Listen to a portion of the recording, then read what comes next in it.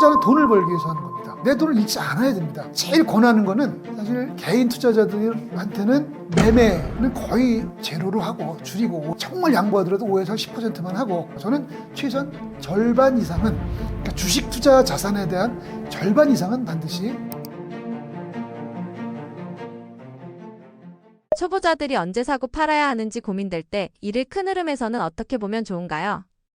저는 일반 투자자, 개인 투자자들이 투자를 의사결정했다면 이제 특히 뭐 자산에 대한 어떤 포트폴리오라든지 장기 투자는 조금 좀 그나마 좀 나을 수 있는데요. 특히 매매를 중심으로 시작을 했다면 한 가지를 꼭 말씀드리고 싶습니다. 투자는 내가 중심이 아니라 남이 중심이다. 이 말은 이제 제가 늘 강조하는 말인데 삶은 내가 중요하지만 투자는 남이 중요하다. 남의 시각에서 봐야 된다라고 생각을 합니다. 그리고 근데 그게 말처럼 쉬운 게 아닙니다. 우리가 남의 입장에서 상대 입장에서 생각한다는 게 생각은 쉽지만 특히나 내가 내 돈을 들고 들어가서 손해를 볼 수도 있는 투자를 하면서 남의 입장에서 생각을 하라고 이게 참 만만치 않습니다. 만만치 않습니다. 그래서 저는 늘 뭐 책에도 이제 그런 표현을 쓰지만 특히 개인 투자자, 일반 투자자들은 그래서 효율적인 투자를 그냥 나 중간만 할래, 나 50등 할래 이런 투자가 더 훨씬 결과적으로 좋은 투자 성과를 얻을 수 있다라는 걸 이제 꼭 말씀을 드리고 싶습니다. 그러니까 남이 중심이 돼야 된다, 내가 중심이 돼야 된다,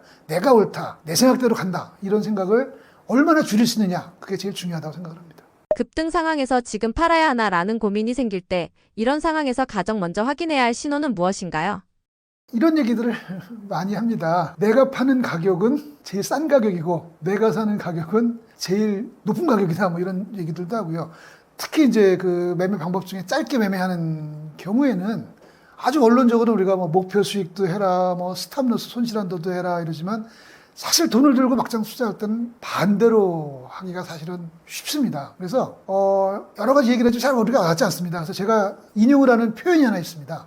당신하고 평생 살아 아주 절친이 있다. 하고 싶은 말, 그러니까 솔직하게 말을 하고 진심으로 하고 내 친구가 정말 잘 되기를 좋아하는 친구가 있다. 근데 그 친구가 지금 보유하고 주식을 팔고 싶어 하는데 너는 뭐라고 권유할 거냐? 팔라고 할 거냐? 말라고 할 거냐? 또 사고 싶다 그러는데 사라고 할 거냐? 말라고 할 거냐? 그러니까 예를 들어서 가만히 있다가 주가가 다 올라가니까 막 사고 싶다고 표현이 좀 그렇습니다. 안달이 나서 막 사겠다 그러는 경우가 많잖아요. 그럴 때 나는 막 사고 싶고 나는 매매를 하지만 내 절친이 와서 한다 그럴 때는 아마도 야 지금은 아니야 좀 기다려보자 그런 조언을 할 가능성이 높다고 생각합니다. 그러니까 내가 나의 결정 이전에 내 절친의 결정이라고 생각을 하고 한 번만 더 생각을 해보면 아마 조금 이렇게 잘못된 의사결정을 할 가능성이 매우 낮아진다고 생각을 합니다. 그러니까 절친이 이런 고민을 하는데 내가 뭐라고 말을 해줄 건가를 나의 매매에 적용을 시켜라 라고 하는 게 저의 표현입니다. 초보자들이 매수 매도 타이밍에서 자주 겪는 실수를 피하기 위한 체크리스트가 있나요? 초보자들은 기본적으로 저평가된 걸 사서 기다린다라고 하는 게 말은 쉽지만 현실적으로는 그렇지 않습니다. 왜 개인 투자자들이 누적적으로 손실을 볼까라고 보면요.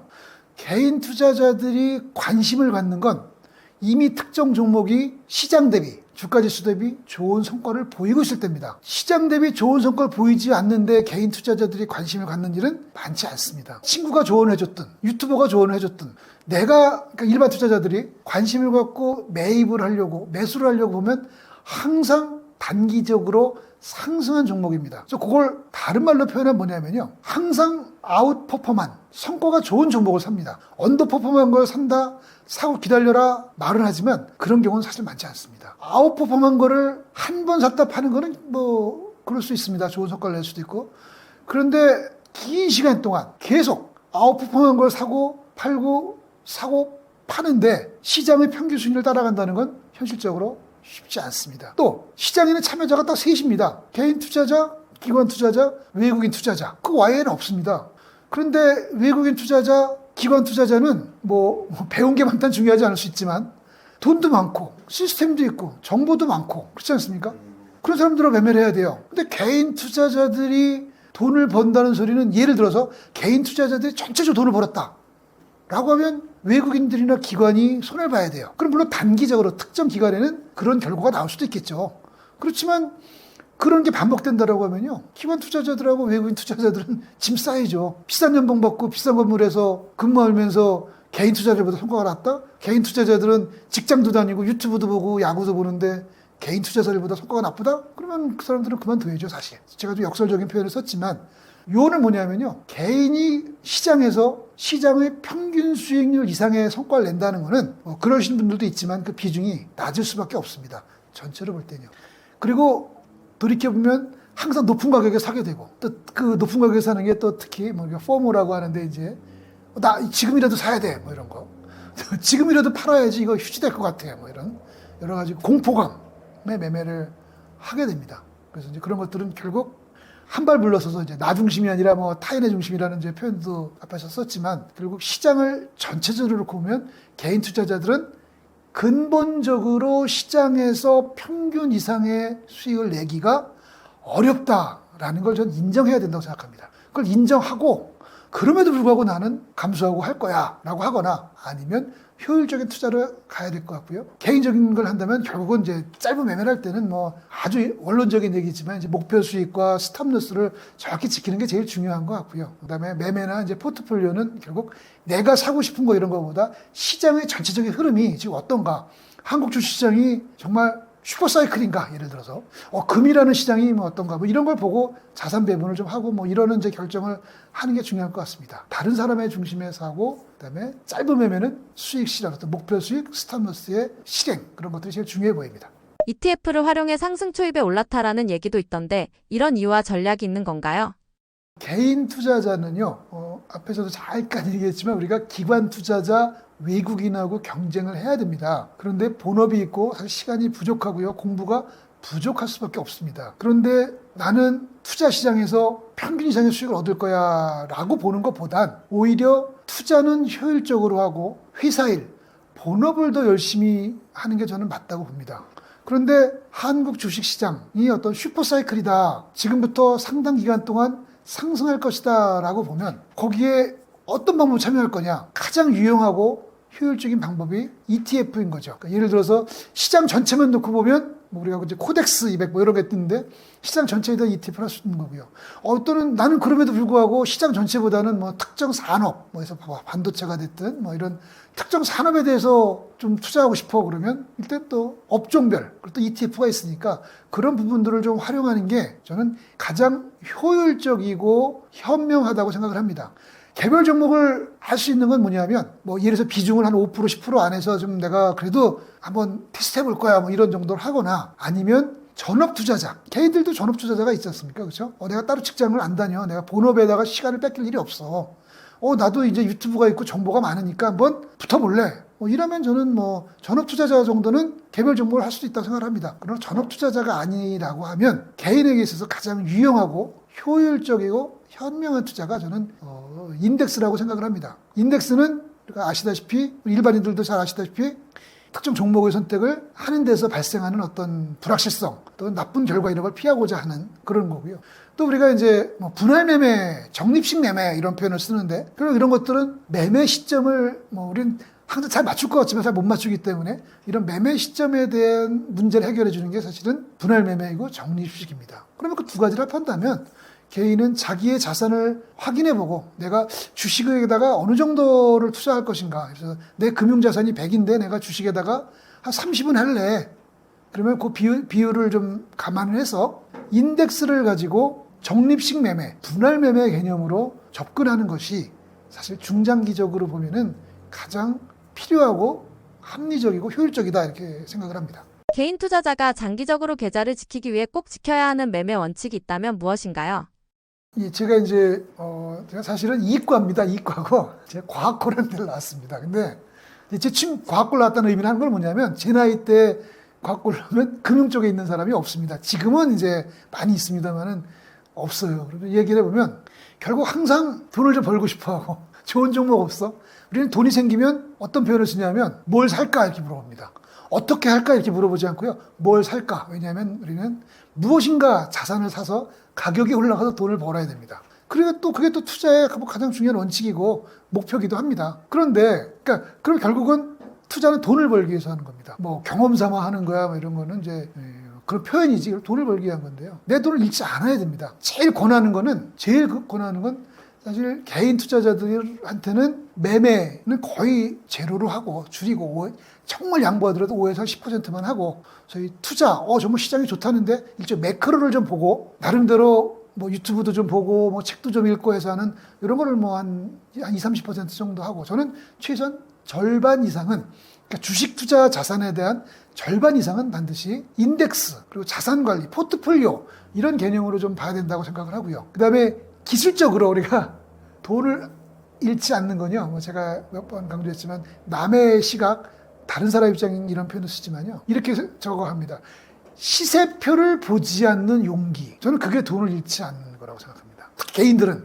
왜냐하면 우리는 좋은 생각을 잘 갖고 있다가도요. 시세표를 보면 내가 주식을 갖고 있기 때문에 내 자산이 막 변동되는 게 막 계산이 됩니다. 시세표를 보고 가격이 바뀌면 내 자산의 변동이 머리로 계산이 되는데 합리성을 유지하고 합리적이고 의미 있는 의사결정을 한다? 저는 그럴 수 있는 사람은 많지 않다고 생각합니다. 시세표를 보면요. 흔들립니다. 올라가면 더 올라갈 것 같고요. 떨어지면 더 떨어질 것 같고요. 그 매매를 할 때도 쉽지 않습니다. 매매를 할 때도 목표 수익 손실한들 놓고 그냥 처음에 생각한 대로 해야지 보고 있으면 흔들립니다. 그건 매우 인간적입니다. 그래서 우리가 삶은 내가 중심이지만 투자는 남이 중심이 돼야 되고요.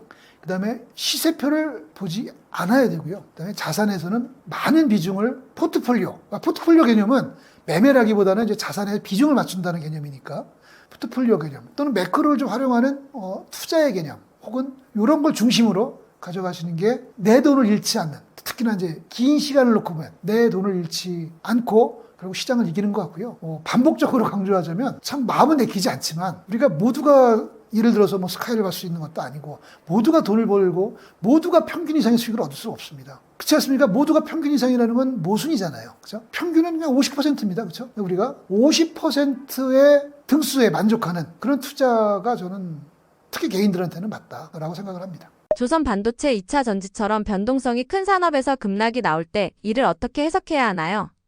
주식시장은 과거와 많이 달라졌습니다. 우리가 이제 뭐 슈퍼사이클 이런 측면도 있지만 그 달라진 것 중에 하나가 변동성의 확대입니다. 변동성의 확대가 일어나는 이유는 시장 참여자들이 방향성, 소위 가격 상승, 가격 하락에 대한 매매만 하는 것이 아니라 다른 종류의 매매도 하고 또 하나는 알고리즘 매매나 이런 것처럼 기계적으로 가격이 움직일 때 의사결정이 돼서 매매가 출회가 됩니다. 그래서 확대가 되고요. 가격표를 보고 있으면 거기에 휘둘릴 수밖에 없습니다. 그리고 특히 시장에 관심을 갖고 있는 조선, 방산, 원자력 이런 부분들은 물론 펀더멘탈이 무엇이냐 또 보는 시각에 따라서는 조금 다른 판단을 하시는 분들도 많지만 현재의 상황을 놓고 보면 고평가가 확실합니다. 그러면 고평가는 확실하지만 현재의 상태에 비해서 고평가인 거지 그게 가격이 떨어진다는 거하고 약간 다릅니다. 우리가 투자라는 건 고평가됐지만 고평가가 확대될 수도 있습니다. 우리가 많이 특히 최근 시장에서 경험을 했듯이. 그런데 고평가가 확실합니다. 그러면 여러 가지 이유로 얘는 가격의 변동성이 더 확대될 수 있습니다. 그러면 개인들은 어떻게 해야 되느냐? 이걸 먼저 스스로 판단해야 되는 거죠. 내가 조방원에 대한 투자를 하는 것은 내 자산에서의 포트폴리오인가? 나는 이거 길게 어차피 미중 갈등이 해소되기 전까지는 좋을 거니까 난 길게 가져갈 거야. 이러면 사실은 가격이 흔들려도 크게 걱정하지 않고 아마 기다리실 수 있을 겁니다. 그렇죠? 근데 매크로, 소위 투자는 지금 가격이 움직이는데 펀더멘탈이 바뀐 게 있나? 예를 들어서 미국이 갑자기 중국하고 뭘 한다 그랬나? 예를 들자면 또 무슨 경쟁업체가 생겼나? 예를 들자면 어떤 뭔가 펀더멘탈이 바뀐 뉴스가 있다. 그러면 당연히 그에 맞는 대응을 해야 됩니다. 그러나 자연스럽게 특별히 펀더멘탈 우리가 흔히 그런 말을 합니다.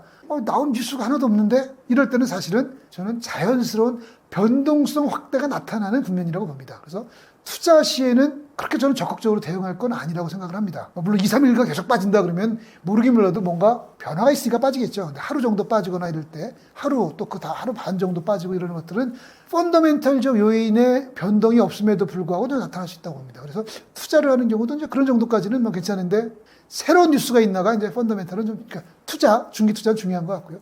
매매는 어차피 저희가 가격을 보고 하는 매매니까 지금 시장의 특성은 크게 흔들릴 수 있다는 전제를 해서 본인의 투자 목표 수익, 손실 한도에 맞춰서 사실은 조금 더 과거보다 훨씬 더 발빠르게 저는 대응을 해야 된다고 봅니다. 왜냐하면 변동성의 확대는 우리가 생각한 것보다 더 커질 수 있습니다. 그래서 매매는 변동성 확대가 커질 수 있다는 가정하에서 전제하에서 스탑루스, 목표 수익 관리를 해야 될 거고요. 투자는 좀 중장기적인 매매를 한다라고 보면 매크로 요인, 우리가 흔히 말하는 뉴스, 최소한 뉴스에서 뭔가 바뀔 만한 게 나왔나? 라는 걸 빨리 체크를 해야 됩니다. 근데 요즘에 워낙 열심히 하시는 분들이 많기 때문에 우리가 뉴스나 유튜브나 이런 것들에서 뭐 금방금방 다 확인이 될 겁니다. 그리고 이제 포트폴리오의 경우에는 결국 내가 이쪽 산업을 어떻게 보느냐 이런 부분이기 때문에 그거는 뭐 저는 사실 가격 급락 혹은 급등이 있다 하더라도 일희일비 일주일 단위라도 약간 이렇게 올라갔다고 좋아하고 떨어졌다고 뭐 괴로워하고 이러는 것보다는 시세표를 보지 않고 기다릴 수 있는 용기를 거기다 적용시키는 게 제일 중요하다고 생각을 합니다. 급락장에서 투자자들이 빠지기 쉬운 착시는 무엇인가요? 급락장에서는요, 개인들은 공포에 의해서 던지는 거고요. 기관들, 소위 전문 투자자 이런 데는 운용 원칙에 따라서 아마 스탑루스가 나올 수 있습니다. 그래서 이제 그런 걸 우리가 뭐 뉴스나 이런 데서 많이 이제 보실 수 있을 텐데요. 결국 개인들이 공포에 못 이겨서 팔거나 기관들이 펀더멘털 측면에서는 매우 좋다고 생각하지만 이유가 무엇이 되든 일정 수준의 하락이 나오면 스탑루스 때문에 운용 원칙 때문에 팔 수밖에 없습니다. 그리고 조금 반복적이긴 하지만 저희가 알고리즘 매매나 이런 소위 비가격 매매, 비방향성 매매가 항상 변동성을 더 확대시키는 효과가 있습니다. 그리고 그게 이제 아마 우리 역사적으로는 뭐 1987년도에 뭐 블랙 프라이데이다 뭐 이런 게 있었습니다. 뭐 폭포 효과, 캐스케이드 이펙트 뭐 이런 게 있었는데요. 이런 부분들이 있었고요. 앞으로는 이 정도가 더 커질 거라고 생각합니다.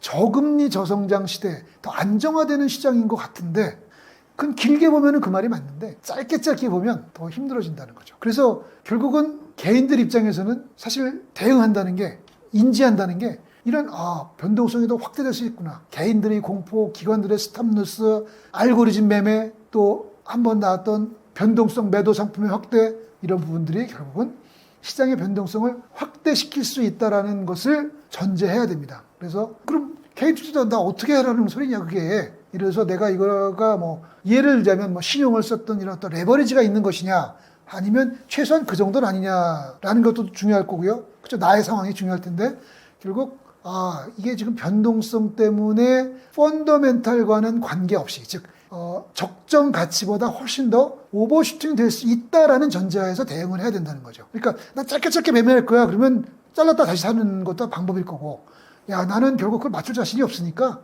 난 좀 기다릴래. 어차피 나 신용도 아니고 난 이거 좋게 보기 때문에 매크로에서 전혀 문제가 없어. 그럼 기다리는 것이 하나의 방법이 되겠죠. 자산이라고 하면 그냥 그대로 놔두는 게 좀 맞다고 생각을 합니다. 한국 시장에서 반복되는 버블 패턴을 보면 공통적으로 나타나는 신호가 있나요? 예, 이 참 버블이라는 용어가 참 어렵습니다. 버블이라는 용어가 고평가와 버블의 차이가 뭐냐 조금 애매할 수 있습니다. 미국 시장이 고평가냐 버블이냐 한국 시장은 아직 그 정도는 아닌데 한국에서도 특정 업종 예를 들어서 로봇주 같은 경우 이게 고평가냐 버블이냐 사실 그 시점에서 판단하기 어렵습니다. 그는 시간이 지나야 판단이 된다고 보는데요. 그럼에도 불구하고 개인들이 참고할 수 있는 버블에 대한 척도는 매우 간단한 건 하나 있다고 생각합니다. 모두가 다 사자를 외칠 때, 뭐 암호자산이나 이런 분들이 특히 이제 그런 게 나타나는데 모두가 사자를 외치고 사야 할 요인밖에 안 보일 때, 이때가 짧게는 고점인 거잖아요. 그리고 이제 이제 버블이라고 봐야 될지는 또 업종이나 종목에 따라 다르겠지만. 그런 경우는 이제 가격이 최소한 반락할 가능성이 매우 높다고 생각을 합니다. 그리고 또 반대로 모두가 아니라고 하고 지능순으로 빠져나간다고 하고 아니 우리가 기업에 대한 자산을 평가하면은 PBR이 1.0이 기본인데 터널링이라는 게 있긴 있지만 더구나 대한민국 기업들은 조금 자산 평가를 좋게 표현하면 보수적으로 나쁘게 표현하면 좀 낮게 평가를 하는데도 불구하고 PBR이 심지어 0.2 미만도 있습니다. 0.2 미만도. 0.3, 0.5 이런 것들이 많습니다. 이럴 때 이거는 사실 누가 봐도 바닥으로 보고 반등할 가능성이 사실 높은 거잖아요. 아마 근데 투자자들은 이렇게 얘기해요. 그거 나도 알아. 내가 기다리기 힘들어. 왜냐하면 A라는 종목을 사면 내일 5% 오르는데 네가 말하는 종목, 네가 말하는 그런 종목 사면 한 달 내내 마이너스야. 현실적으로 그럴 수 있습니다. 그래서 결국은 그거는 결국 투자를 매매 투자 포트폴리오로 아까 구별했었는데 내가 어떻게 접근하냐에 따라서 조금 입장은 좀 다를 수 있습니다. 분명히 난 짧은 매매를 할 거야. 근데 저평가된 걸 사가지고 기다리겠다 이건 쉽지 않을 거고요. 매매를 할 때는 당연히 뭐 달리는 말에 뛰어 올라탈 수밖에 없는 거고 이제 투자부터는 조금 그 정도를 소위 이제 저평가 정도 뭐 이런 걸 좀 봐야 될 것 같고요. 자산 포트폴리오는 특히 더 이제 그렇게 봐야 될 것 같습니다. 그래서 결국 요약을 하면 모두가 사자고 할 때, 모두가 팔자고 할 때 이것도 역시 나의 생각이 아니라 남의 생각인 거죠. 내가 굳이 고민 안 해도 그냥 유튜브 열심히 보고 뉴스 열심히 보면 다 들리죠. 그걸 보고 판단하고 실행하는 것이 이제 본인의 몫이 되겠습니다. 정치 테마주의 유혹을 경계해야 한다는 말이 있던데요. 판별하는 기준은 무엇인가요? 예, 그 제가 이제 최근에 그 쓴 책에도 뭐 역사의 어떤 자료처럼 소위 테마주, 정치주들 이런 얘기들을 좀 썼습니다. 뭐 그 상황에서는 이제 항상 좋지만 또 시간이 지나면 가격은 항상 제자리로 돌아오는 거고요. 뭐 굳이 이야기하면은 일단 또 개인들 입장에서는 저는 옳다고 생각하지는 않습니다만은 권하고 싶지는 않습니다만은 아마 현실적으로 5%, 10%뭐 이런 정도는 뭐 할 수도 있다고 저는 생각을 합니다. 왜냐하면 세상이라는 게 너무 교과서적으로만 사는 것도 아니기 때문에 이제 그렇다고 생각을 하고요. 그런데 테마주는 뭐고 정치주는 뭐냐? 간단하잖아요. 정치주는 그 종목을 설명할 때 정치인 이름이 먼저 나옵니다. 그럼 정치주죠. 테마주는 그 종목을 얘기할 때 그거 요즘 다들 좋대. 이렇게 그냥 얘기를 합니다. 정확히.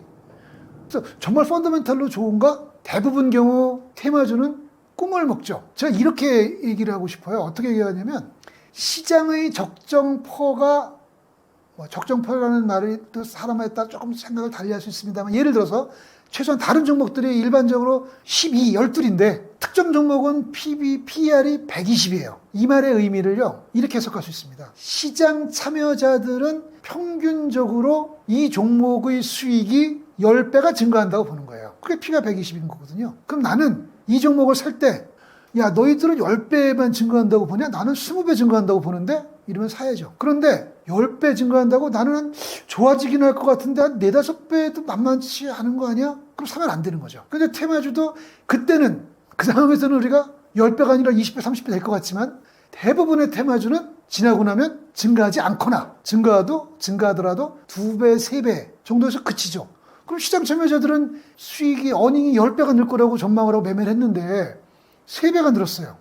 그러면 수익이 3배가 늘은 건 굉장히 좋은 건데 이미 시장에서의 가격은 10배가 늘은 걸 가정에서 책정이 됐기 때문에 떨어질 수밖에 없는 거죠. 그거는. 그렇죠? 그러면 정말 내 투자금 중에 일부를 가지고 좀 나는 조금 더 화끈한 거 해보고 싶어. 그래서 5%, 10% 할 수 있으면 하시고 그게 좀 손해가 나면 절대로 시드를 더 늘리지 마시고 그냥 그 안에서만 뭐 인생이 좀 더 자극적이기도 하고 재미도 있어야 되니까 하는 것까지는 좋다라고 좀 보고요.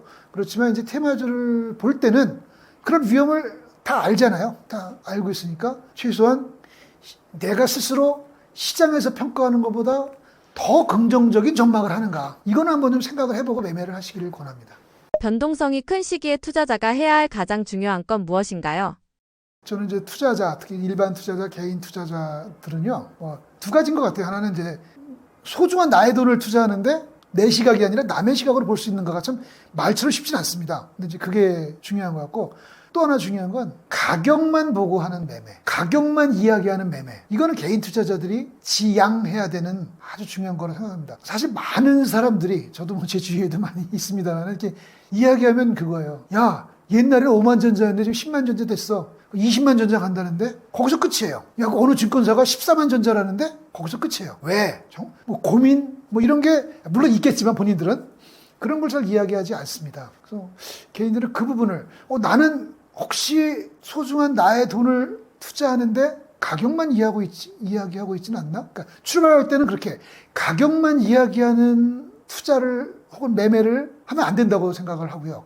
공부를 많이 해서가 아니라 최소한 남이 물어볼 때 내 절친이 나한테 물어보면 한 30초는 얘기를 해야죠. 이 종목은 말이야, 이 업종은 말이야, 이렇게 하니까 좋을 것 같아. 그 정도는 얘기해야 되는데 야, 그거 3만 원인데 5만 원 갈 거래. 왜? 전문가가 그래, 간대. 뭐 예를 들어서 이런 식의 접근은 좀 하면 안 될 것 같고 시작할 때 그런 것 같고 개인 투자에 투자하고 나서는 모니터를 좀 안 봐야 되는 거 아니냐. 제가 사실 책 이제 우리 사회청소년 직장인들 대상으로도 하나 쓴 게 있는데 뭐 투자 규모가 작다고 나쁜 건 아닙니다. 다 자기 자산 규모에 맞게 투자하는 건데요.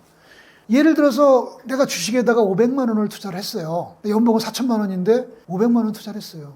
그럼 잘 생각해보면 전문가들도 짧은 기간이 아니라 길게 놓고 보면 시장 대비 10% 초과 수익을 내기는 굉장히 어렵습니다. 뭐 단기적으로 특정 기간에 수익을 낼 수 있지만 길게 시간이 나서 보면 10% 초과 수익을 내기 어렵습니다. 그럼 500만 원이면 10%가 50만 원입니다. 50만 원이 작다는 건 아닙니다. 큰 돈이긴 하지만 근데 그 50만 원을 위해서 근무 시간에 모니터 한쪽 조그만 구석에다가 HTS를 켜놓거나 요즘에 회사에서 이걸 다 막아놓으니까 핸드폰에다 그걸 켜놔요.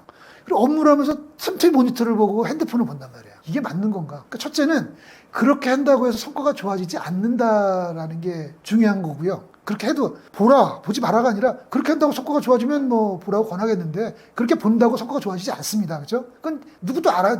본인들도 알 거예요. 그러면 자꾸 보게 되는 거죠. 우리가 그런 부분들. 그러니까 절대로 그걸 보면 안 되고요. 앞에서 얘기했던 것처럼 이제 남의 시각에서 가격만 하는 이런 매매를 지향하는 것이 이제 제일 중요한 것 같아요. 그래서 이제 제가 또 하나 굳이 비교하자면 이제 투자를 우리가 사교육이라고 제가 자꾸 비교를 하는데 언론을 보면은 마치 우리나라의 대학이 의대밖에 없는 것 같고 스카이밖에 없는 것 같지만 사실 그건 소수거든요. 그리고 요즘에 이제 좀 조용해졌습니다만은 뭐 부동산 그러면 이제 뭐 강남 아파트만 있는 것 같은데 사실 다 2, 3% 얘기거든요. 그걸 내가 할 수 있다 없다 뭐 다 떠나서 2, 3% 얘기. 50%의 사람들을 기준으로 보면 사실은 그냥 인서울 하거나 뭐 4년제 우리가 이름 정도 아는 대학 가면 또 좋은 거예요. 내가 또 좋아하는 학과를 가고 좋은 사람들 만나고 이러면 좋은 겁니다. 그렇죠? 부동산도 내가 뭐 직장 다니는데 큰 문제 없고 좀 멀더라도 이러면 또 사실 큰 문제 없는 뭐 그런 거죠. 그러니까 결국은 평균, 전체 이런 걸 놓고 보면 개인 투자자들이 다시 한번 제가 강조하지만 아니 기관 투자하고 외국인을 상대로 해서 더 좋은 성과를 내겠다는 건 사실 최소한 평균적으로 통계적으로 장기적으로는 전 불가하다고 생각합니다. 그래서 그거를 인정하고 받아들이기 싫더라도 인정하고 효율적인 투자에 접근하는 게 개인들한테 가장 중요한 것이라고 생각합니다. 근데 효율적인 투자에 접근하기 전에 그러면 도대체 이 자산은 가격이 올라갈 거야, 안 올라갈 거야? 앞으로 시장이 어떻게 될 거지? 이 부분에 대한 고민은 좀 필요하겠죠. 그렇죠? 그런 부분에 대해서는 이제 한국 주식시장이 정말 슈퍼사이클인가? 뭐 좀 책도 이런저런 책도 좀 읽어보시고 그런 판단하신 다음에 투자 자체는 효율적으로 하시고 절대 가격만 보고 매매하지 마시고 그 모니터, 핸드폰 자꾸 보지 말고 하시는 게 가장 개인 투자자들한테 투자 성과, 정신 건강, 신체 건강에 저는 좋다고 자신 있게 정말 말씀을 드립니다. 급락 반등 사이클에서 장기적으로 살아남는 투자자는 어떤 패턴을 가지고 있나요? 예, 뭐 제가 좀 앞에서 이미 너무 많은 말씀을 이제 드렸는데 이제 반발 뒤라는 게요. 하나 또 비유를 들어볼게요. 이렇게 우리가 이제 이런 표현 들었습니다.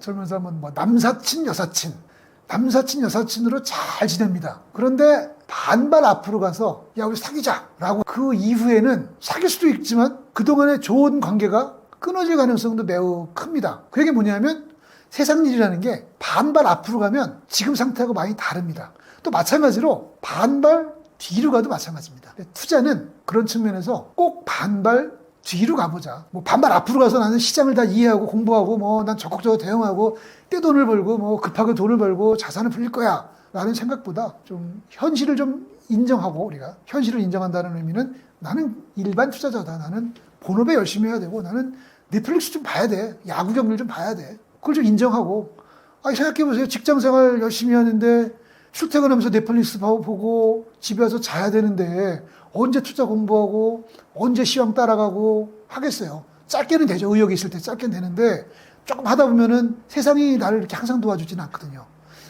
투자를 처음 시작하면 항상 도와줘요. 그 뭐 비기너스 럭 그래가지고. 근데 두 번, 세 번 매매하면 꼭 나를 괴롭힌단 말이에요. 아마 이제 그런 경험들이 이제 많으실 거예요. 그래서 아예 반발 뒤에서 하자. 왜? 그거는 뭐 이미 앞에서 좀 많이 말씀을 드린 것 같습니다. 그죠? 예, 그런 정도로 그냥 마무리하겠습니다. 예. 한국 증시에서 외국인 수급이 중요한 이유는 무엇인가요?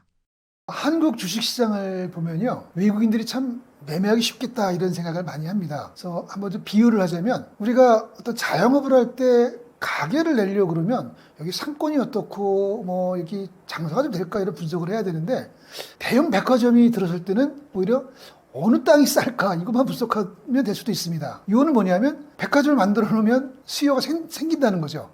그런데 주식시장에서 외국인을 놓고 볼 때요. 한국 주식시장의 특징은 우리나라 사람들은 워낙 똑똑하고 정보도 많고 대응을 많이 하는데 인터넷을 통해서 우리는 실시간으로 외국인의 매매 현황을 보고 있습니다. 우리가 실시간으로 외국인의 매매 현황을 보고 있다는 걸 외국인들도 많이 알고 있습니다. 따라서 외국인들은 자기들의 매매를 한국인들이 보고 있다는 전제하에서 매매를 저는 한다고 생각을 합니다. 그래서 결국 이제 투자자들은 외국인들의 매매 현황을 다 보고 있기 때문에 볼 수밖에 없는 거고, 외국인들은 그것을 전제로 우리 시장에 들어오기 때문에 사실 상당 기간은 외국인과 우리 일반 개인 투자자들은 조금 비대칭적인 싸움이 되지 않을까, 이렇게 저는 보고 있습니다. 최근 외국인의 매도 매수 전환 흐름을 보면 이번 사이클의 특징은 무엇인가요?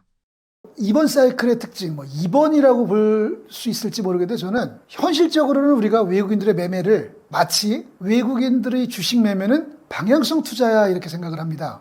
많이 사면 올라갈 걸 생각하나? 팔면 떨어진다고 생각하나? 이렇게 많이 생각합니다. 그런데 실제로 외국인들 매매는요, 방향성 매매만 있는 것은 사실 아닙니다. 우리가 이제 조금 기술적인 용어이긴 한데, 어떤 변동성 매매, 차익거래 매매, 여러 가지 매매들이 있어서 특히 선물 옵션, 파생 상품과 연계된 매매들도 많이 있습니다.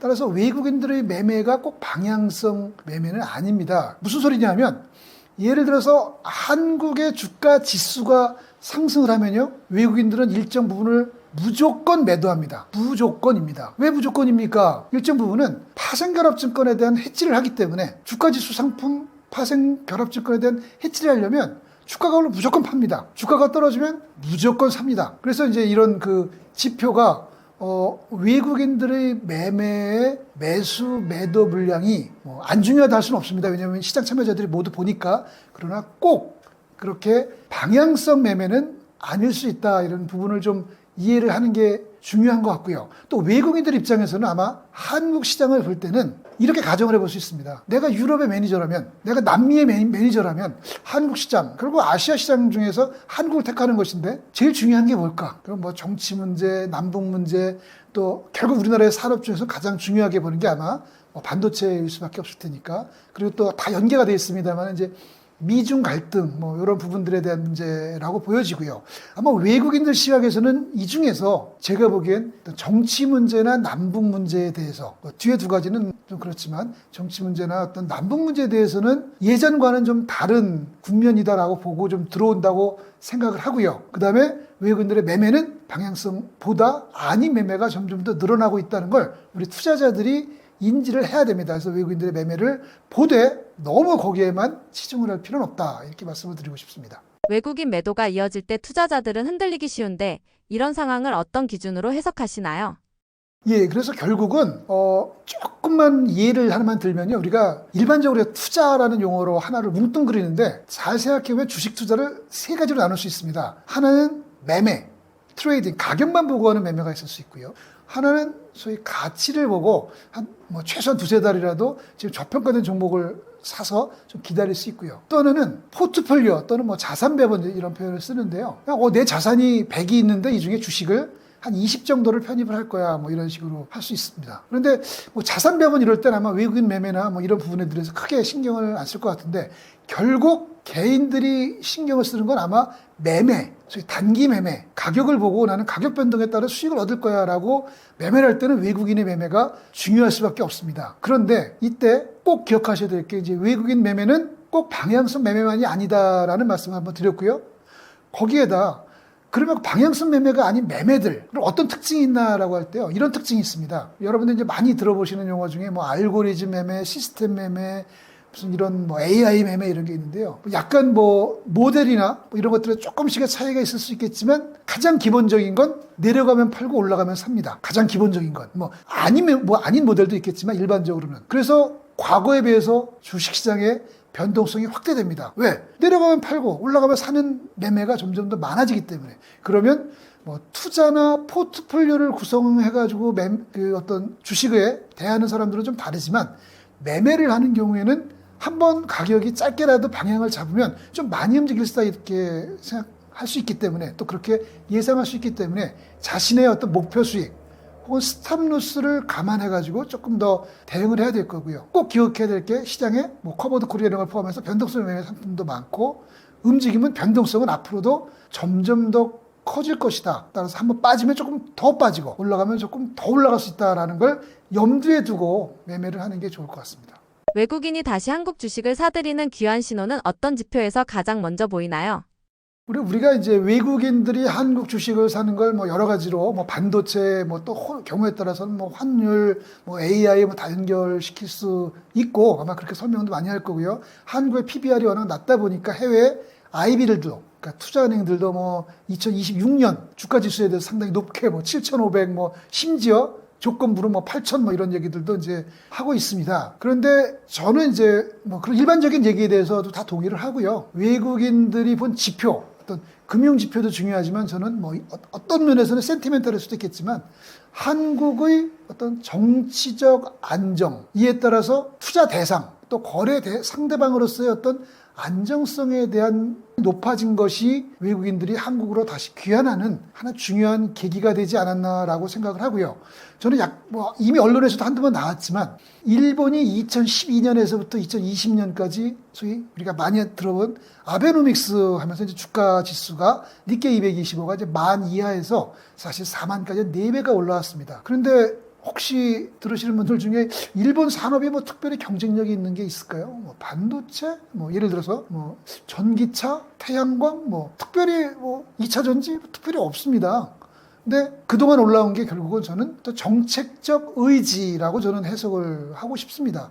근데 비교해 보면 한국의 2025년 상황은 일본의 2012년 소위 아베노믹스 시작할 때와 얼마나 다를까? 거기도 뭐 아베노믹스도 뭐 세 개의 화살을 해가지고 이제 정책이 있었는데 결국은 시장에서의 어떤 투명성, 안정성, 또 성장성 이런 거를 다 조금 더 확대하고 지지하겠다 이런 취지를 정책적으로 보여준 거라고 저는 생각을 합니다. 근데 대한민국이 지금 딱 그런 국면이 아니냐. 그럼 그 말이 주가 지수가 4배가 올라간다는 겁니까? 이렇게 질문하시면 제가 그렇다 아니다라고 답을 하기는 상당히 어렵죠, 그거를. 그러나 이제 분명한 거는 특히 외국인들이 볼 때는 어떤 정책적 의지를 중심으로 해서 한국은 이제 투자 대상으로서 또 거래 상대방으로서 어떤 안정성을 상당히 확보했다. 그리고 그것이 결국은 외국인들이 투자의 귀환이랄까요? 시작의 어떤 원인이라고 저는 보고 있습니다. 초보자들이 흔히 놓치는 외국인 매매의 진짜 의미가 있다면 무엇이라고 보시나요?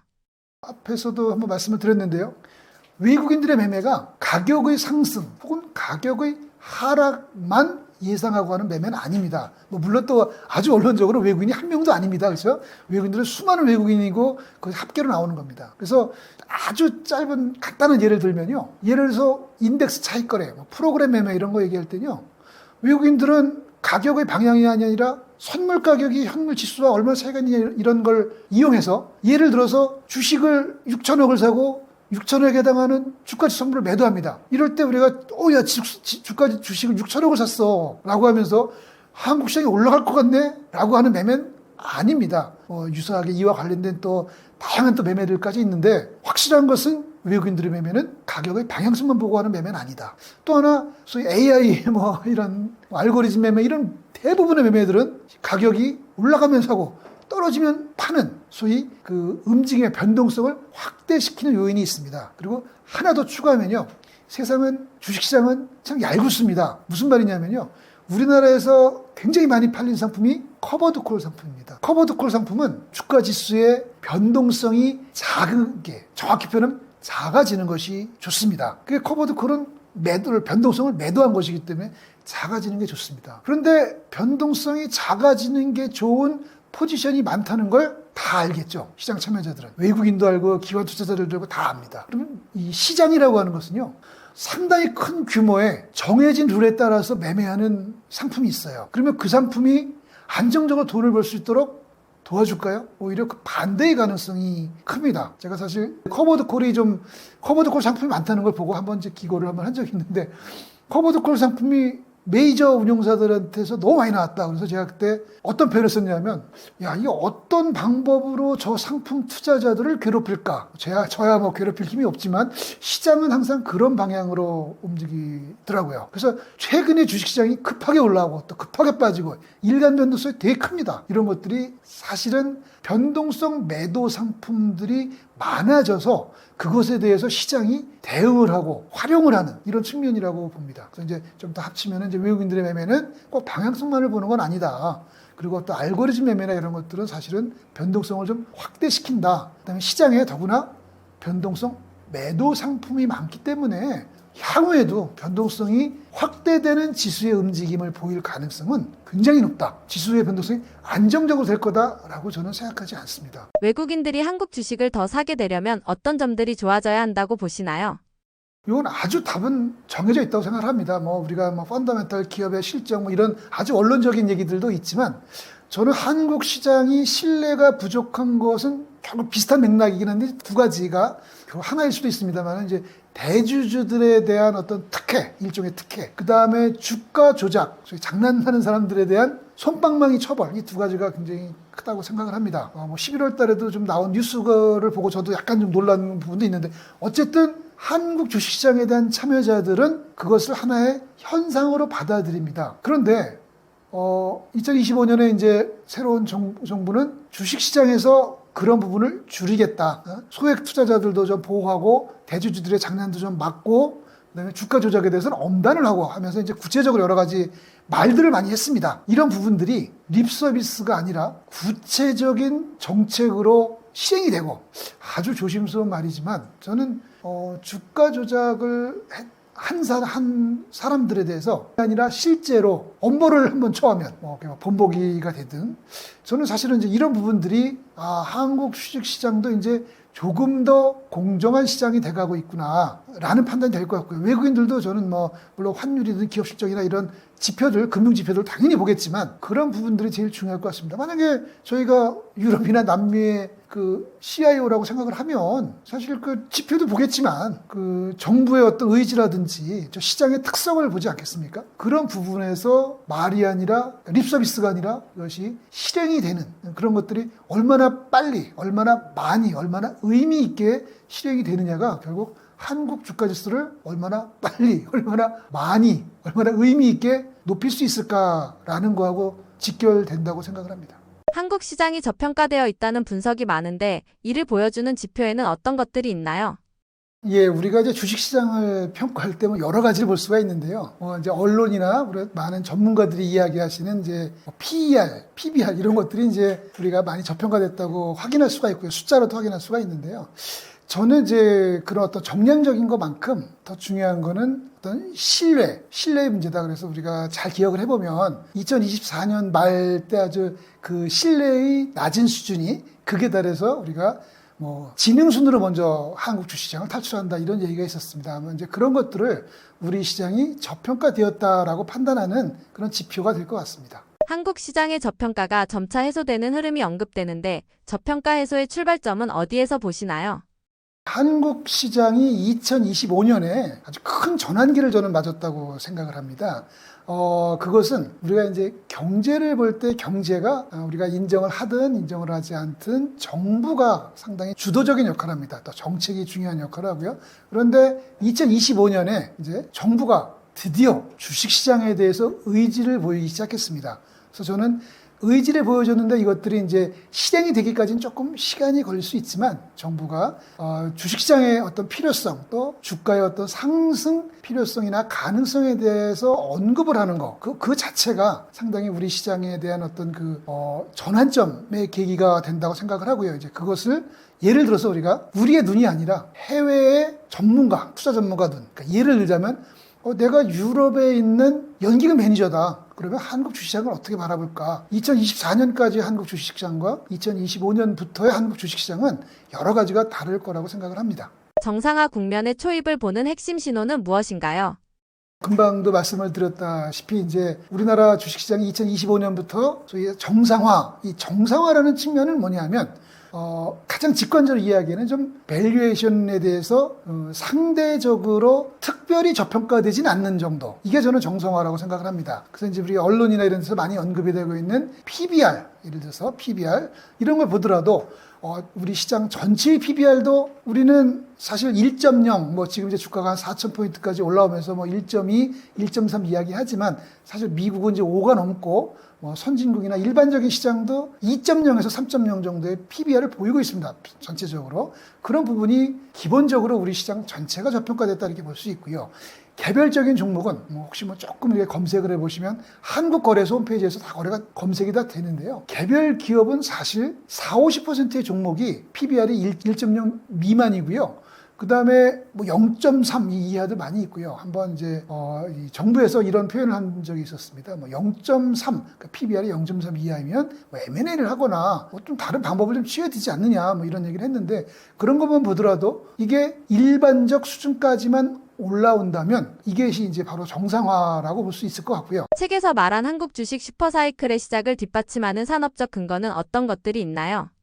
제가 이제 2025년부터 한국 주식시장이 본격적인 상승기에 접어들었다라고 저는 판단을 하고 있고요. 그것을 이제 한국 주식 슈퍼사이클이라고 저는 표현을 해서 최근에 이제 책을 하나 펴내긴 했습니다. 그래서 산업적 기반으로 보면 뭐 많은 사람들이 이야기하듯이 어떤 뭐 반도체, AI 뭐 이런 부분이 될 것 같습니다. 또 하나는 중국과의 미중 갈등이 현실적으로 주식시장에는 많은 긍정적 영향을 준다고 봅니다. 왜냐하면 중국과의 경쟁을 오히려 피할 수 있는 이런 부분이 있기 때문에 그런 영향을 준다고 생각을 하고요.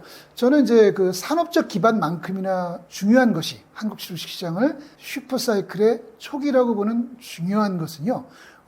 가장 중요한 첫 번째 요인은 유동성의 확대입니다. 그래서 그것도 짧게 조금 부연 설명을 드리면 현재의 어떤 경제 상황이나 이 돌아가는 모습들이 정부가 많은 것들을 결정하고 지원하고 합니다. 뭐 예를 들어 여러분들이 타시는 교통과 관련돼서도 버스비 뭐 이런 지하철비 이런 걸 다 정부가 지원해 줄 뿐만 아니라 실제로 추가적으로도 또 더 지원을 합니다. 뭐 65세 이상만 지원해 주는 게 아니라 요즘에는 40세 이하도 지원을 해주고 또 뭐 농어촌에 대한 지원, 중소기업에 대한 지원, 뭐 또 VC에 대한 지원 여러 가지들을 생각해 볼 때 이제 산업 구조는 정부가 돈을 쓸 수밖에 없는 구조인데다가 잘 아시다시피 우리 정부 부채가 자꾸 늘고 있습니다. 미국은 그 정도가 굉장히 심각하고요. 그러면 이렇게 이미 늘어나고 있는 정부 부채는 줄어들기가 힘들고 앞으로도 재정 지출이 확대되면 부득이 정부 부채가 확대가 될 텐데 이것은 사실 시간의 문제지 통화의 발행, 부채의 증가, 결국 다 유동성 증가가 이어질 수밖에 없습니다. 그래서 그것은 이제 시간의 문제지 어쨌든 가야 할 길, 미래에 이루어질 일이라고 판단이 되는데 거기다가 대한민국은 부동산에 집중된 어떤 금융자산의 구조라든지 돈의 흐름을 상당히 주식시장으로 옮기려고 노력을 많이 하고 있습니다. 뭐 여러 가지 제도적인 거 이런 부분들을 뭐 길게 설명드리기는 지금 그렇지만 분명한 것은 부동산보다는 주식적으로 자금을 많이 돌리려는 노력을 하고 있습니다. 그리고 이제 그에 맞게 또 여러 가지 또 정책들이 이루어질 것이기 때문에 결국 이런 것들이 한국 주식시장의 본격적인 상승의 어떤 시발점이 되지 않는가 이렇게 보고 있습니다. 저평가가 풀리는 시기에는 개인 투자자가 어떤 점을 가장 조심해야 한다고 보시나요? 개인 투자자들은요, 우리가 많이 듣는 용어 중에 이런 용어가 있습니다. FOMO, FOMO. 그래서 이제 결국 따라가지 못해서 뭔가 좀 공포감을 느끼고 결국은 끝에 가서 따라가는 이런 이제 초기에 참여하지 못하고 맨 마지막에 분위기에 휩쓸려서 따라가는 이런 경우가 많습니다. FOMO라는 부분이 이제 사실 제일 조심해야 될 부분인 것 같고요. 또 하나는 개인 투자자들은 저는 가격만 보고 이야기를 하고 가격만 보고 매매를 하는 것들은 좀 조심해야 된다고 생각을 합니다. 그래서 이제 여기에 대해서 조금 또 부연 설명을 좀 드리면 우리가 중고등학교 학생들한테 사교육을 시킵니다. 그리고 공교육도 다 중요하다고 얘기하지만 또 사교육도 다 시킵니다. 그리고 뭔가 좋은 결과를 얻기 위해서. 그런데 이제 우리가 사회생활을 하기 위해서는 마치 중고등학생들이 사교육을 받듯이 우리가 근로를 통해서 소득을 얻는 소위 공교육만으로 부족하고 사교육이 불가피합니다. 투자가 불가피합니다. 그런데 이런 상태에서 부동산이나 다른 자산들에 비해서 이제 주식이 절대적으로 우선순위가 돼서 투자를 해야 됩니다. 그런데 우리가 공교육, 사교육도 마찬가지고요. 직장인들이나 우리 일반인들이 직장을 다니면서 본업에 충실한데 투자까지 하려고 보니 사실 시간이 부족하고 공부가 부족하죠. 그런데 많은 사람들이 어떻게 생각을 하냐면 나 아직 준비가 안 됐어. 공부를 좀 더 해야 되는 거 아니야? 이렇게 생각을 합니다. 뭐 그 말이 틀렸다 이렇게 생각하지는 않습니다. 당연히 투자를 하고 내 소중한 돈이 들어가는데 어떻게 준비를 안 하고 공부를 안 하겠습니까? 해야 되지만 그러나 잘 생각해 보면요. 과거에도 그랬고요. 우리가 너무 공부를 해야 한다, 준비가 돼야 된다 이런 측면보다는 큰 어떤 이제 세상의 흐름 이런 것들에 대한 이해를 기초로 해서 저는 개인 투자자들이 오히려 효율적인 투자에 좀 접근을 해야 된다고 생각을 합니다. 효율적인 투자란 노력을 최소화하고도 그리고 시장의 어떤 뭐 평균을 따라가는 이런 좀 접근을 하는 게 제일 중요하다고 생각합니다. 그러니까 그 말에 부연 설명을 또 하나 한 번 더 드리면 나는 또 조금 공부했기 때문에 좀 잘할 수 있어. 내가 남들보다 더 시장을 잘 예측할 수 있어. 이렇게 생각하지만 그런 생각은 아주 조심해야 됩니다. 잘 생각해보면 우리가 주식 수익률의 평균은, 투자에 대한 수익률의 평균은 결국 똑같을 거 아닙니까? 다 같다 이거죠. 근데 등수를 세우면 1등부터 100등까지가 있습니다. 그런데 주식시장에는 우리가 잘 알고 있는 외국인, 기관 이런 사람들은 하루 종일 시장을 보고 있고 지식도 많고 돈도 많고 시스템도 많고 정보도 많고 합니다. 그런데 일반 투자자들은 직장을 다녀야 되고, 그죠? 야구 경기도 봐야 되고, 축구 경기도 봐야 되고, 유튜브도 봐야 되고, 넷플릭스도 봐야 되고, 할 일이 너무 많습니다. 그런데 시간을 내서 투자 공부도 하고 다 한다는 건 쉽지 않습니다. 투자자들에게 있어서 일반인들, 우리 직장인들이나 우리 일반 투자자들에게 있어서 투자는 소위 자기 자산을 불리고자 하는 것은 마치 중고등학생들의 사교육과 마찬가지다. 우리가 안 할 수도 없고 하자니 어떻게 좀 그런 부분에 대해서 고민이 많으실 텐데요. 투자는 해야 됩니다. 해야 되는데 조금 더 효율적으로 하는 것이 필요해 보인다. 그래서 너무 내가 걱정을 많이 하거나 너무 준비를 많이 하거나 이런 것들은 모두 다 적절하지 않다 이렇게 생각을 합니다. 따라서 약간의 준비, 관심, 그다음에 어떤 투자를 실행하려고 하는 실행력 이런 부분들이 좀 중요하다고 생각을 합니다. 앞으로 한국 시장의 가치 상승이 지속되려면 어떤 조건들이 더 갖춰져야 한다고 보시나요? 우리가 이제 그럼 주가는 결국 기업의 가치입니다. 따라서 아주 원론적인 얘기는 이제 기업의 실적일 거고요. 저는 사실은 주식도 투자 자산이기 때문에 투자자들이 투자 대상으로 바라보면서 어느 정도 신뢰를 갖고 있느냐 이게 중요하다고 생각을 합니다. 그럼 내가 한국 주식에 대해서 신뢰할 수 있을까? 예를 들어서 여러분들 금 투자 많이 합니다. 우리가 금을 신뢰하나요? 사람들은 신뢰한다 그럽니다. 왜 신뢰하냐고 하면 각국 정부가 갖고 있기 때문에 각국 정부가 일종의 준비 자산으로서 금을 갖고 있습니다. 그리고 유동성이 풀리면 화폐 가치 떨어지고 금값이 올라간다 이렇게 생각을 합니다. 그런 것들이 결국은 하나의 신뢰라고 생각을 합니다.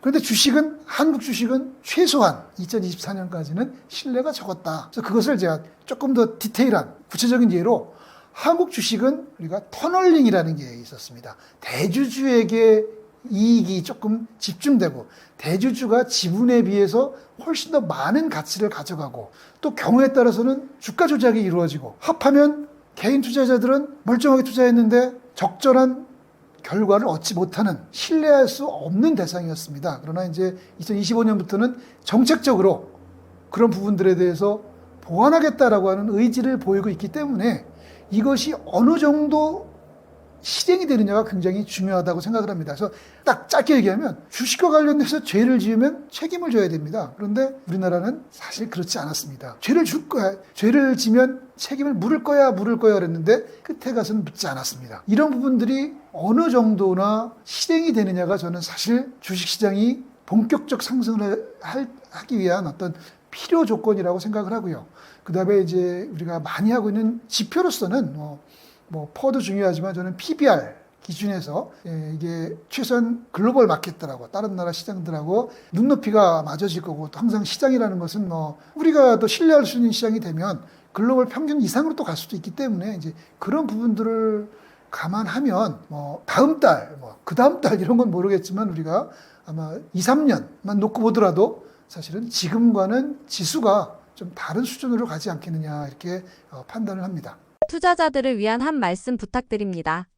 예, 저는 앞에서도 말씀을 드렸지만 투자는 마치 중고등학생들의 사교육과 마찬가지로 이제 우리가 피할 수 없는 거라고 생각을 합니다. 그런데 우리는 시간이 없습니다. 본업도 해야 되고요. 앞에서 얘기했지만 야구도 봐야 되고요. 유튜브도 봐야 됩니다, 우리가. 그래서 최소한의 준비, 공부를 하고 효율적인 투자를 좀 해야 된다고 생각을 합니다. 기회가 되시면 제 책도 좀 읽어보시고 많은 좀 관련된 책들도 좀 읽어보시고 효율적인 투자, 내가 감당할 수 있는 투자를 중심으로 중요한 것은 실행을 하는 것이라고 생각을 합니다. 조금씩이라도 실행을 하는 것이 제일 중요하다고 생각을 합니다.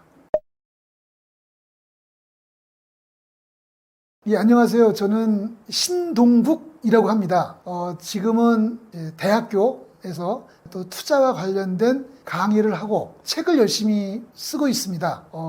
청소년, 중고등학생들을 위한 책도 쓰고, 은퇴자들을 위한 책도 쓰고, 사회초년생을 위한 책도 썼는데, 저는 사실 지금은 이제 이렇게 직장은 이제 그만뒀어요. 그리고 솔직하게 나는 좀 내가 이 사회생활을 직장 생활을 다 끝났는데 이제 내가 사회와 어떤 방법으로 계속 커뮤니케이션을 하고 크진 않지만 좀 작게라도 내가 사회에 뭘 좀 기여할 수 있는 건 좀 없을까? 내가 뭘 좀 사람들한테 하고 싶은 말을 좀 정리해 보면 어떨까? 이제 이런 취지로 이렇게 나이대별로 한번 좀 써봤고요. 뭐 이제 최근에는 대한민국 주식시장이 이제 좀 바뀌었다, 체질이 바뀌었다라고 생각해서 한국 주식 슈퍼사이클 뭐 이런 이제 책을 썼습니다. 그래서 요것에 대해서 간단히 좀 말씀을 드리고 싶습니다. 저는 제가 한국 주식 슈퍼사이클이라는 책을 쓰게 된 계기는 제가 처음 직장 생활을 한 건 1993년입니다. 저 경기도 가평에서 태어났습니다. 그래서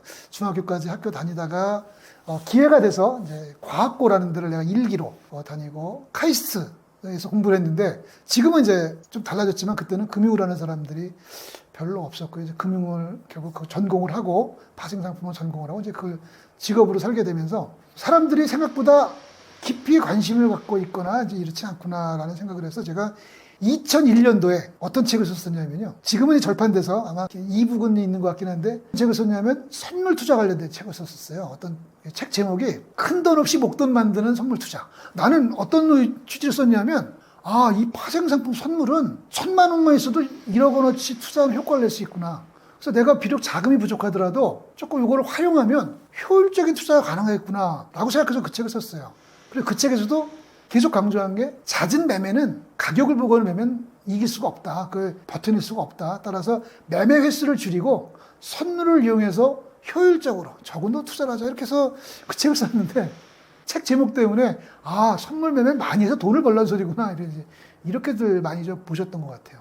그리고 2015년도에는 해외 선물 바이블이라는 책을 썼었어요. 그건 지금 아마 절판됐을 텐데 그때는 이제 사람들이 해외 선물을 많이 하는데 제가 볼 때는 해외 선물에 대한 의미를 좀 이해하고 있나. 내가 원유 선물 한 개를 매매한다는 게 어떤 의미지? 금 선물을 매매한다는 게 어떤 의미일까? 구리 선물을 매매하는 게 어떤 의미일까? 이런 거를 좀 투자자들과 공유하고 싶고 원자재 선물에도 특성이 사실 많습니다. 원자재 선물도 투자하시는 분들이 많겠지만 이게 주식하고 좀 다르거든요.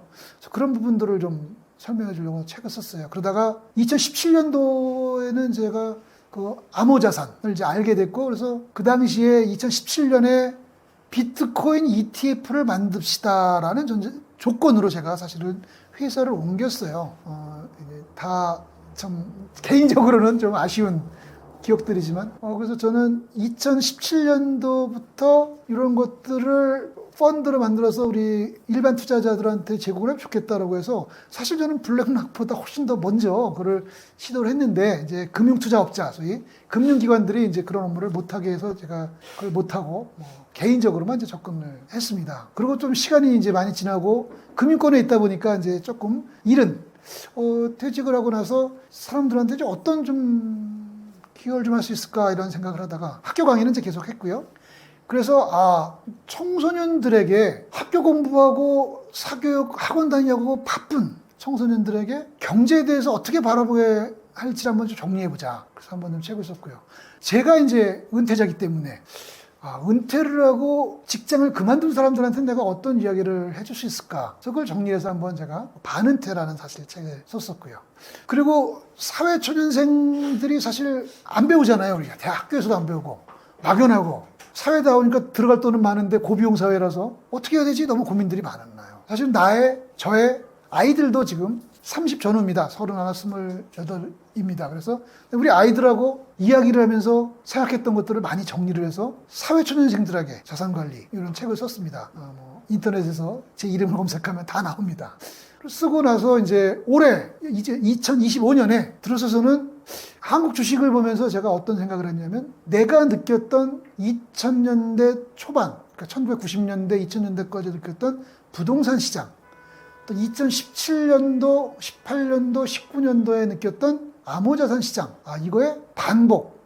또 주식시장으로 보면 일본 주식의 2012년의 반복이 한국에서 시작되는 것이 아니냐라고 저는 판단을 했습니다. 그래서 제가 뭐 금융 또 펀드 매니저로서 했지만 이제 저는 주로 파생을 하긴 했지만 제 책을 뭐 자산관리책 몇 권 쓴 경험도 있고 해서 또 기회가 돼서 한국 주식 슈퍼사이클이라는 책을 이제 쓰게 됐어요. 목적은 뭐냐면 과거에 이제 제 나이 또래 50대, 60대 이런 사람들의 자산 형성을 보면 조금 애매한 말이지만 부동산을 공부를 해서 샀나? 암호자산을 공부를 하고 뭐 미래에 대해서 뭐 잘 알아서 샀나? 이런 생각을 사실 저는 개인적으로 합니다. 그게 운일 수도 있고 뭐 여러 가지 뭐 설명은 또 여러 가지로 할 수 있겠지만 근데 주식도 딱 똑같다는 거죠. 지금 상황이 똑같다는 거예요. 그래서 지금부터 짧으면 3년, 길게는 이제 10년. 주시장은 과거와 다른 아주 레벨이 바뀌는 이런 국면이 시작됐다고 생각을 해서 이걸 좀 사람들한테 이야기하고 싶은데 어떻게 하지? 그러다가 제가 한국 주식 슈퍼사이클이라는 책을 썼고요. 혹시 좀 기회가 되시면 한번 이렇게 읽어보시면 거기 그런 내용들이 좀 있습니다. 그래서 그리고 그 목적은 뭐냐? 저 한번 보시고 이제 한국의 주식이 신뢰를 얻기 시작했고 또 여러 가지 요인들이 있습니다. 뭐 유동성에 대한 거, 정책에 대한 거, 뭐 또 이제 금융상품들에 대한 여러 가지 요인들이 있는데 이런 것들에 의해서 가격이 상승을 할 수밖에 없는 단기적으로 흔들릴 수도 있겠지만 그렇기 때문에 우리 많은 사람들이 좀 더 많은 사람들이 너무 고민하고 뭐 이러는 게 아니라 그냥 자연스럽게 한국 주식에 올라타는 한국 주식에 대한 보유 비중을 늘리는 투자 비중을 늘리는 그런 좀 계기가 되는데 일조를 하고 싶다 이런 생각을 좀 하고 썼습니다. 그래서 이제 그 책의 목적은 이제 유튜브에서도 이제 그걸 제가 반복적으로 말씀드리지만 우리 사람은 행복하기 위해서 우리가 사는 거지 않습니까? 삶은 내가 중심이어야 됩니다. 근데 마치 중고등학생들 그 사교육하듯이 이제는 고비용 사회가 되고 양극화 사회가 되고 자산 가격이 높은 사회가 되다 보니 근로소득만 갖고는 안 되고 반드시 투자를 해야 된다라고 하는 거를 아마 이걸 보시는 분들도 다 이해하시고 그렇게 인식을 하실 거고 많은 전문가들이 이야기를 합니다. 또 저 역시 투자는 불가피하다. 그러면 투자를 할 거라면 어떤 자산에 투자를 해야 되고 어떤 마음을 가지고 투자를 해야 되느냐. 삶은 내가 중심이어야 되지만 투자는 내가 중심이지 말고 남이 중심이 돼야 되고 좀 효율적으로 해야 된다라고 생각을 하기 때문에 이제 그런 부분에서 한국 주식이 굉장히 관심도 가져야 될 뿐만 아니라 관심에서 그치지 말고 자산에서 저는 이제 사실 자산 포트폴리오를 중심으로 이제 말씀을 많이 드리는 거고요. 삶은 중심이고 투자는 아까 반복적이지만 이제 다른 사람의 시각 이렇게 좀 말씀을 좀 드린 거고요. 그다음에 우리 바쁘잖아요. 그러니까 효율적으로 좀 해라. 그 대신 중요한 건 고민하고 공부하고도 물론 중요합니다. 그거 없이 소중한 내 돈은 어떻게 투자하겠습니까? 그렇죠? 자산 배분은 어떻게 하겠습니까? 그러나 더 중요한 것 중에 하나는 이제 실행하는 거죠. 실행을 해야 됩니다. 실행하지 않고 실행하지 않는데 결과가 발생할 수는 없습니다. 그렇죠? 그런 부분을 좀 이해를 해주시고 이 유튜브를 보시고 또 한국 주식 투자를 통해서 내 삶은 행복하고 내가 중심이 된 삶을 살면서 또 투자는 또 투자대로 병행을 해서 조금 더 행복한 그런 삶을 시청자님들이 좀 이루시기를 기원하겠습니다. 고맙습니다.